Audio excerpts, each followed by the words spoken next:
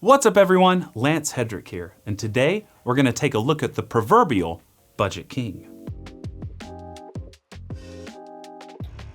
This is a machine that is built in China and is sold to different brands around the world who have specific agreements on the territories they can sell this to, and they all market it under different names. Some of these names include the Gemini, the Apex, or CRM 307L. Turin Legato is specifically from Turin, from Espresso outlet in the United States, and that's where I got this machine. So it's 120 volt. I have a converter here so that I can run it on 220. This is the version 2. The version 1 machine was the same machine essentially that was available on AliExpress for a few years at about $199 or $249. I can't exactly remember the exact price. When I saw the listing, there were these massive discounts when you bought them in bulk that went down to really cheap prices. Treasure, a gem on AliExpress that no one was really finding, except for one company, which was Cafmacino. Cafmacino is a Spanish-based company that essentially outfits these machines in order to make them more like a decent espresso machine. No one really paid attention to them until these resellers, decided they would go into a partnership with the factory and they would sell them in their own territories in the same way that the DF series are sold around the world under different names. So is this machine. Once it got some brand recognition and they were sent out to influencers all over the world, boom, now it's known as like a Budget King when it's almost double what it was originally priced at, but it was the same machine. I mean, I get it, you got to do that. It wouldn't have found its success had these people not been reselling them. They have to have their margin with all the logistics and all these things.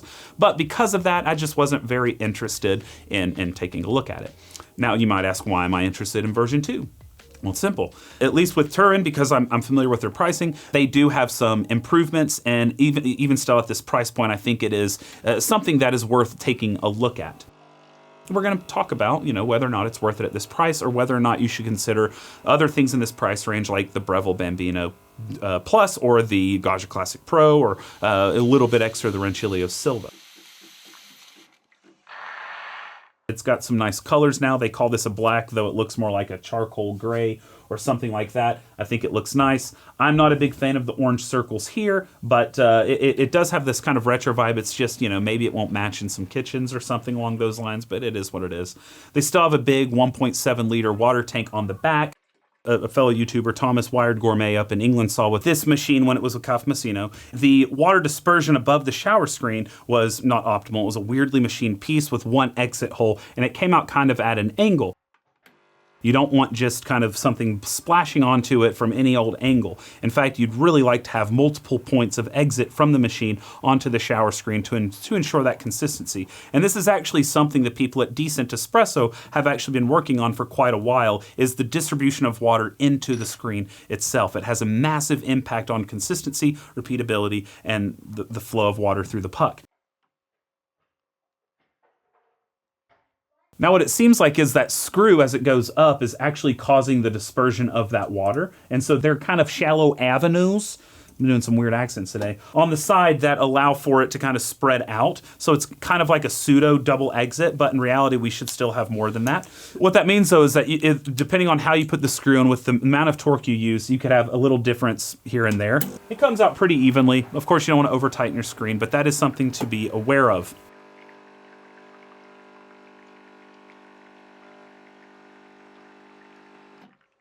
And they've retained this little flow control screw right down here. Now that's not necessarily flow control like if you were to dimmer modify this machine, where you're kind of controlling the voltage to the pump in order to change the amount the pump is working to lessen or increase flow rate, but you are able to set kind of the water debit with that screw. So how much water is kind of releasing per second.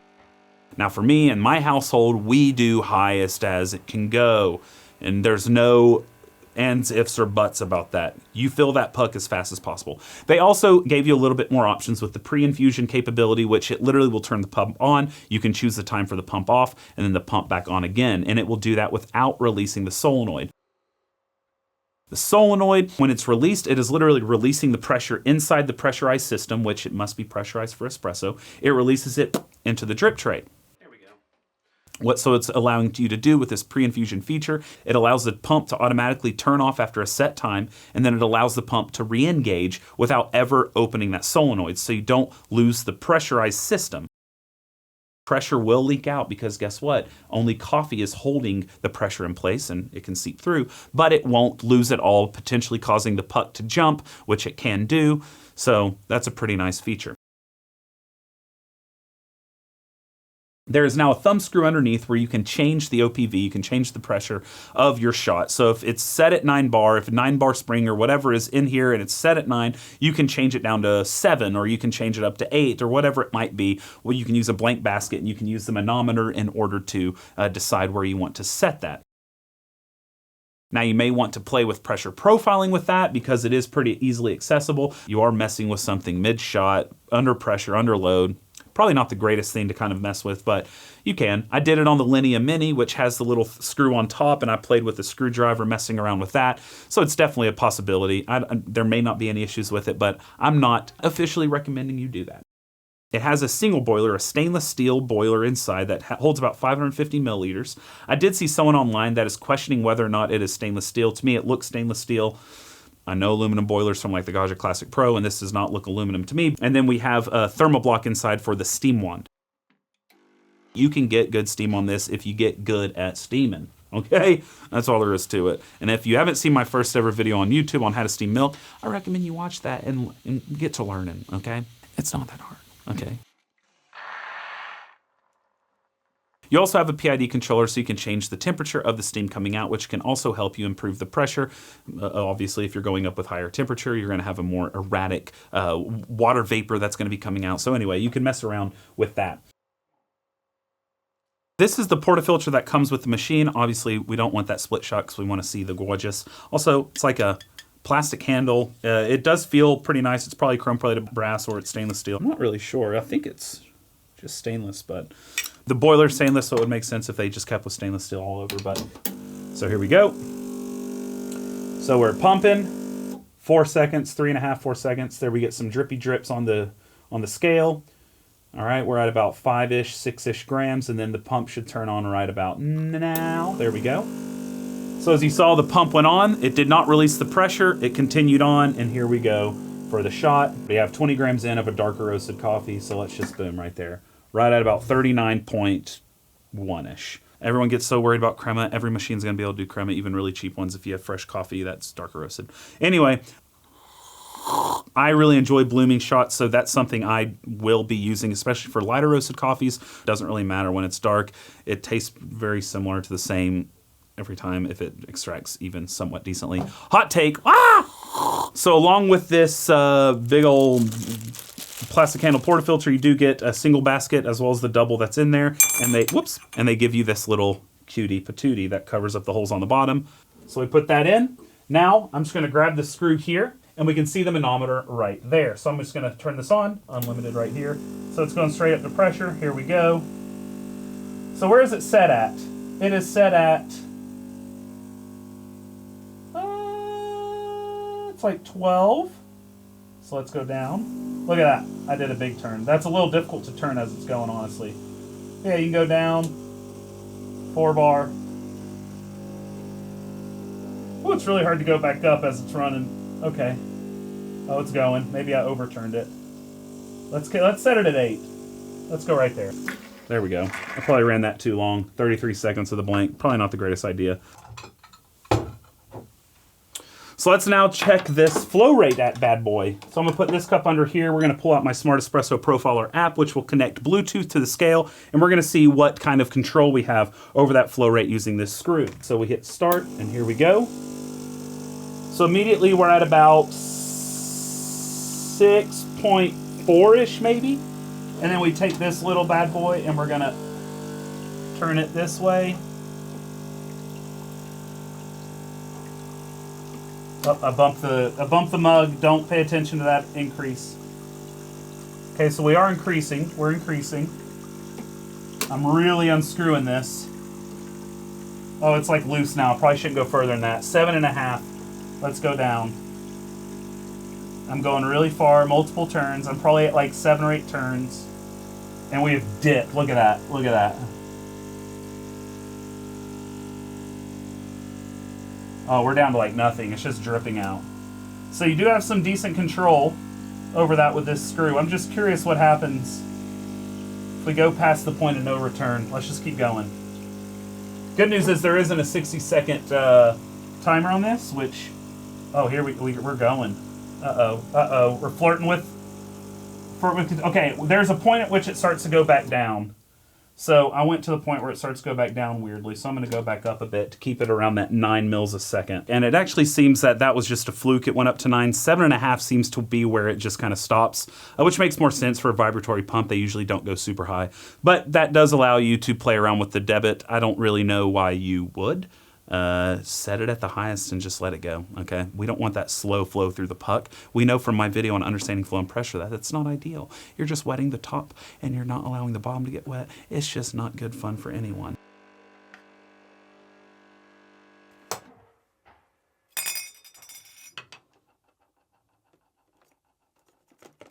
Let's check that out with a little bit of a scase test. Now, for those of you unaware, this is what is called a scase, named after the inventor, Gregory Scase. It is essentially a basket that has a thermocouple drilled in with a little pressurized hole so that it emulates a puck with this little piece of silicone or whatever is in here. All right. Now, this portafilter is warm. The basket's not, so this first reading will be a little skewed because it needs to heat up that basket, but even still, we're gonna go ahead and just live read this bad boy. So here we go. 95 is what it's set at. Let's see where we get to. So obviously we're heating up, so it's going to take a bit to get to temperature. It's heating up that basket, heating up that insert. Before, again, this is to be expected with it heating up. It has to heat up all that brass and metal on there, but it's still good to see how high it's going to be able to heat up with this first one. So we get up to 85-ish.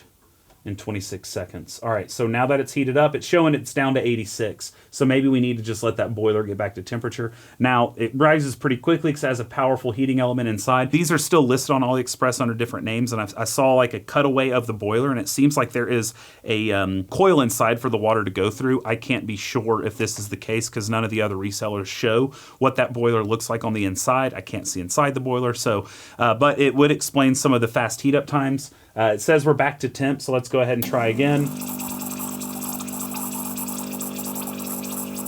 This is more realistic because now we have heated up that group head that really nicely, the portafilter really nicely. We'll see if there's much of an offset between what's on the screen and what is on the thermometer. So we're getting close to 94. Now we're properly heated up, obviously, so now we'll know if it does a lot of variation here. 95, that's what the set temp is. It's going up a bit, but we're at the 30-second range. Not many people would do this long of shots, but we're going to continue anyway. Let's go up to about 40. It's still climbing, still climbing. We're going to turn it off. Now, with these machines, you shouldn't have to rely on flushes like the old E61 groups. So even though in the WBC protocol, whenever you're doing temperature testing to get a certain standard deviation, you're supposed to do flushes and all these different things, I actually don't really adhere to that testing protocol because A, we're not doing commercial machines, B, it's not a competition, C, I don't really think that a really tight standard deviation means it's going to be better coffee than a looser standard deviation because temperature doesn't have as big of an impact on flavor as you think when it comes down to like 1 or 2 degrees Celsius. Massive jumps? Sure. If it kept trending upwards as the shot continued? Sure. If it's set at 95 and it goes to 96, goes to 94, that's not going to be any different than a 95-degree shot. And if you think otherwise, whatevs. So we let it sit for a bit. Let's go again. All right, so this time it's climbing up more rapidly. We have thoroughly heated that brass unit underneath. The full portafilter is all heated up. It's good to go. Let's see how it is. Overshooting a bit. We're up close to 97, but it's starting to go down. Let's see if it continues that trend. Yeah, it's continuing to go down. The PID controller is doing its job. It's saying, yo, slow your roll. We went up a little too high, we overshot. Sticking at 96. And it's starting to go back up. So if anything, it may be offset 1 too high, which you can just take that into account. And that was pretty rapidly in succession. You probably wouldn't have your next puck prepped in time. That's also not letting the portafilter cool down at all. Like you've pulled it out, knocked it off, wiped it out, it's gonna drop some temp. Even overshooting more than what a normal shot-to-shot consistency would be. Seeing it go up to 96.8 or whatever freaks you out. you must be God's gift to coffee tasting, because you have a palate that has not been found anywhere else in the world. Good on you. And you're probably also drinking super dark coffee, which makes it even more impressive that you're tasting a difference. Okay, enough of slamming. Now, they do ship with a 3-hole tip steam wand, at least with Turin, and there's a 2-hole option that you can switch it out with. Some people enjoy the 1-hole tip.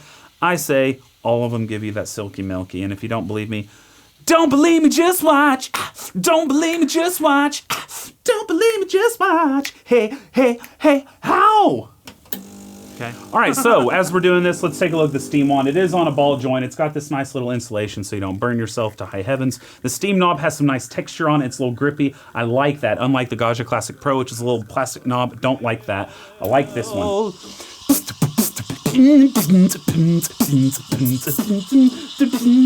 So yeah, steaming takes a long time, but at least you can have fun with it because of the beating of the bump. It's like you have your own percussion section. All right, so just finishing this up, we have our espresso. Oh no, it's been sitting out, Lance, it's dead. Let's turn that off. Doesn't die. Okay. So here we go. Let's go 1. Let's go 2. Let's go 3. Let's go 4. Let's go 5, 6, 7, and 8 is a nice number to end on. Whee! Look at that foam. We're good to go. It's sitting there. It's got that really nice foam head on it. Dark roast espresso, foamy milk. It's all good. And guess what? It was a stock wand, because you don't need some sort of fancy schmancy wand. You don't need some sort of boiler pushed high steam. You just got to be patient. You got to sing a little song because you're happy together with your machine. Okay? All right. Well, guess what? Let's look inside real quick, and then let's make some final discussions. All right, so this is what the inside of the machine looks like. Pretty decently put together. There's some brass fittings in there, some nice thermal sealant. We have nice braided cords in here, which I do really enjoy that they use some braided cords as opposed to just typical wires that can be cut pretty easily. The Thermoblock is insulated with a little bit of foam. The stainless steel boiler, not insulated. Down here we have the big old PCB board, the main board, and it's completely exposed, which to me is not ideal, especially when you have water fittings down here. In a lot of these other machines, they are they're covered in like a plastic housing or something. Like if you go up to like a Profitec Go or something, you don't have any chance really of condensation or moisture or leakages that can ruin the board. This, having so much tech in it, is going to have potential issues. Something like the Gaggia Classic Pro or the Rancilio Silvia, those don't have those issues because they're such simplistic machines. This, because it's using PID controller that you can change, this because of the pre-infusion, all those different things, needs to have that big PCB board with all that MCU, all that stuff down there in order to allow for those changes. Now we see we have the thermoprobe right here that's put in. We have the thermoprobe for the boiler, which is right down here, right in the midst of it, as opposed to up top where it could be in an empty kind of space. So we've got a solenoid here, that's a 3-way, a solenoid here, that's a 3-way, and a 2-way solenoid right there for all the different uses throughout the machine in order to be able to work with like the pre-infusion or with the steam boiler or the Thermoblock with the brew boiler. The brass on the steam wand here and a lot of these brass fittings, which is not really seen in things like the Breville. Now they do have a little bit of, I guess it's like soundproofing on the side of the walls here, this like foam bit, which is a nice thing to see. Maybe it's for insulation, but I would assume more so for the sound. They have the vibratory pump right down here behind where the water is, which makes sense. So it pumps the water up through the system. Honestly, that's my biggest critique, is the fact that this PCB board is right by these water fittings where there could potentially be a little bit of leakages. And as you see, when I pull the water off here, there's water. There's water. If you spill some water and it gets through the cracks and it gets on that board and it fries, well, that's the brain of your baby. And that is not an ideal thing to have. And this already looks like it's kind of crumbling. I can just imagine this over time because it's like a really stiff piece of styrofoam. That could be a bit annoying, but not a huge deal. We can see back here the brass fitting for the flow control, and we see the brass T-fitting here for the pressure control. And we've got a little board here for the 3 buttons on the front. We've got our steam knob actuator here, and we have, obviously these wires are going to the LCD screen. So yeah, everything looks to be pretty in order. It's decently organized, a little discombobulated, but these threaded wires are quite nice. That is something that is nice to see. Now, before I put this back on, I do want to note that taking off that top was a bit difficult. They do have these nice kind of sticky foam pads on the top for a kind of a cushioning effect, so it doesn't really vibrate if you have cups on top, which it can be heated up from the heat emanating from the boiler and whatnot, because this is stainless steel. You take off the screws on the back right here and right here to pull the back panel off. Then this part comes up. Then you have to shove a screwdriver all the way in to the other side to these two screws in order to take the top off. Not a horrible thing, but putting the screws back in, you'll definitely want like a magnetic tip screwdriver because that's not the best thing ever. Why does that look bent though? In the end, it is a pretty well-built machine, and I think these upgrades are really nice. Yes, this blows away the competition with regards to out-of-the-box capabilities. Whenever you get a Gaggia Classic Pro, for instance, at about the same price range, you're likely getting a 15-bar spring. I know in the States now they're doing with 9-bar, which is great, but you don't have the capability of changing pressure on the fly, changing that flow rate. You're probably just opening and closing an aperture for the water to go through, lessening and quickening the flow rate. Nothing that special and nothing that necessary, but it is there. You do have PID control, which is something you don't have with something like the Gaggia Classic Pro or the Rancilia Silvia. You have the pre-infusion capabilities, but of course all that comes with the tag of having to keep the motherboard safe and dry. We have that similarity with the Legato Victoria. It seems that this company obviously probably took that, reverse engineered, and kind of made something a lot cheaper because the Legato Victoria is about $1,000. Of course, it is much higher quality made, and this is a fraction of the price. But there's no getting around how similar it looks in form, and the only big difference that you have really is the Thermoblock for steaming as opposed to just a single boiler. But the upside to the Victoria is you get an incredibly well-made machine that you can do the Gaggiano mod to. You need to have a single boiler dual function unit in order to allow for that Gaggiano modification. This will not be able to take it in its current form. You can do those Gaggiano mods on the Silvia, on the Gaggia Classic Pro, on something like the Elite. Can really be modded unless you want to take it up on yourself, you at home who might be a developer, and do something similar to what Zerobit did with the Gaggiano mod.